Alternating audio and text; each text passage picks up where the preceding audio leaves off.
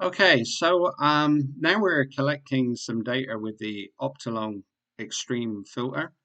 I'm now going to touch on my second topic of the day, which is how I managed to get my account suspended on Cloudy Nights.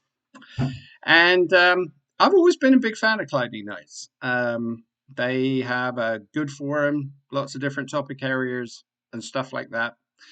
But I have had a problem in the past, and unfortunately, I ran into it again last week. And that is they are really rigid about their terms of service. And if you break the terms of service, you're going to get an admin or a moderator come down on you like a ton of bricks. So last week, there I was. I just created a hour-long photometry video. I was feeling pretty pleased with myself. The video was good. I thought people would want to watch it. And so I thought I'll post it on Cloudy Nights. Now, this presented a bit of a problem because it is an outreach piece, but I know the outreach forum doesn't get a lot of traffic. I could have put it in the science observing forum, but the trouble with that is a lot of the guys are really already doing what I'm trying to encourage people to do. And the other place I thought about putting it was the EAA forum, because with EAA equipment, you can basically take EAA equipment and with very little work, convert that to photometry. And of course, duh, I'd not read the terms of service recently. And so I posted links on all three forums, um, slightly modifying the email according to the content. Well, I knew within 20 minutes that something was up because the dashboard on my Cloudy Nights webpage started to light up and messages were coming in. And I'd managed to get messages from three moderators, obviously from all three forums. And it was kind of amusing because one moderator, the EAA moderator, well, maybe not. Maybe. Anyway, one moderator moved my post from the forum that I put it in, stating that it probably wasn't the right place. So I believe that was the outreach director, the outreach forum, and they had placed it in the scientific forum. Of course, now I had two very similar posts in the scientific forum, so that set off alarm bells. So one of those got deleted.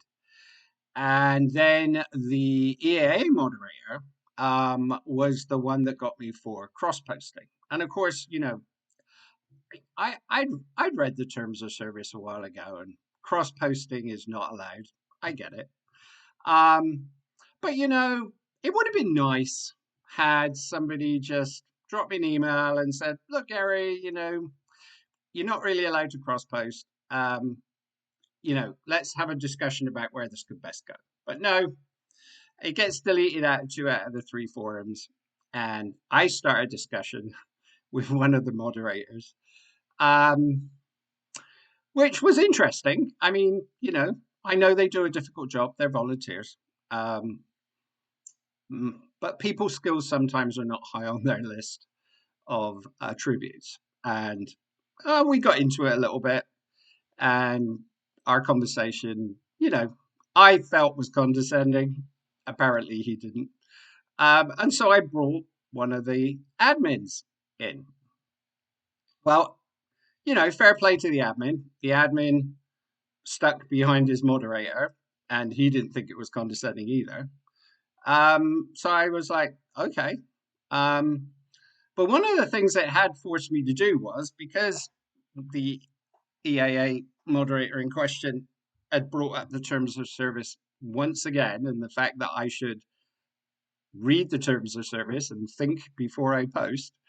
Um, I'd actually gone back over the Cloudy Nights terms of service.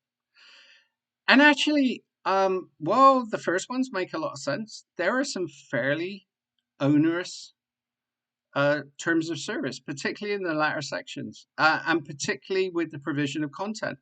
I mean, basically, if you provide any form of content to Cloudy Nights, their terms of service are it's theirs, it belongs to them, they can do anything they want with it, in perpetuity, well, forever. Can't pronounce that word properly. In perpetuity, I'll try forever, etc., etc. And actually, as a content provider, I have an issue with this. Um, they're not Facebook, they're not Google. I mean, Facebook and Google have changed the world. Um, we're talking about an astronomy forum, and yes, it's a quality astronomy forum, but to have those types of terms of service, in my opinion, as a content provider, is somewhat onerous. So I then decided to post this thought on the Cloudynights feedback forum.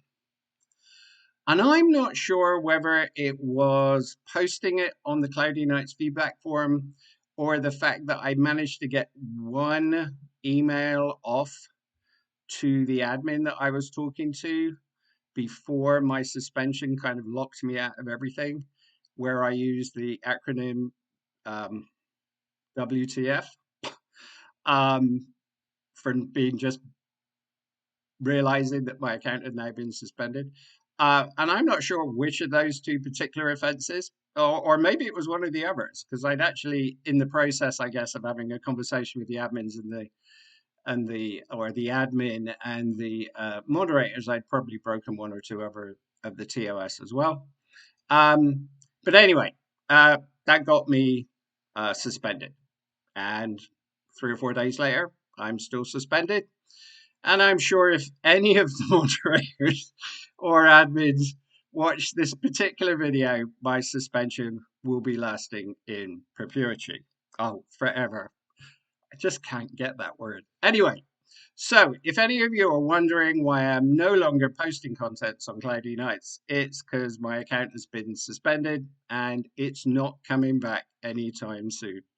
But as a content provider, and seriously, folks, as a content provider and fellow content providers out there, if you feel that these terms of service are onerous, which I do, then there are plenty of other places to go and post your content.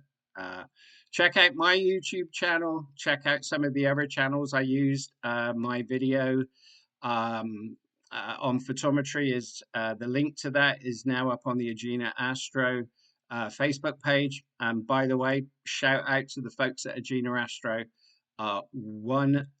the best astronomy company in the US, in my opinion.